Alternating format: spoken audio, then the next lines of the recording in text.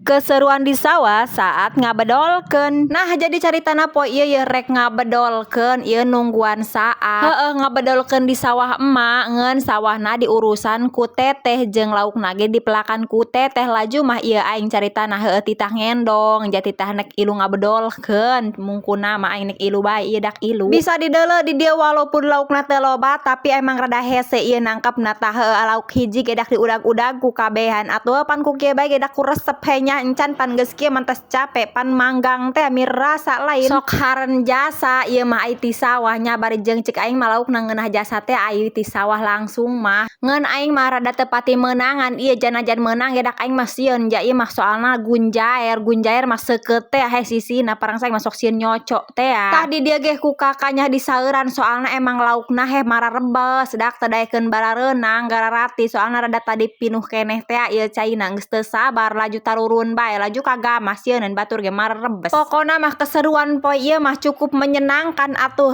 lauk meunang walaupun rada sedikit capek tah dak di dieu ku aing geus mulai diwadahan jan deuk enggeusan ieu nek dikumbah tah ieu laukna ge horeng rada laleutik ngeun tapi dak atuh lumayan henya sakalieun dahar bae mah jeung panggangeun teh. Lauk emasna mah diengkeun heula di dieu aing ye ngumbahan gunjaer atuh dak gunjaerna ge pan nya lumayan ieu rada biasa bae dak heh meunang bae setengah sair bae mah setengah kekencengeun seubeuh ku sakeluarga bae mah.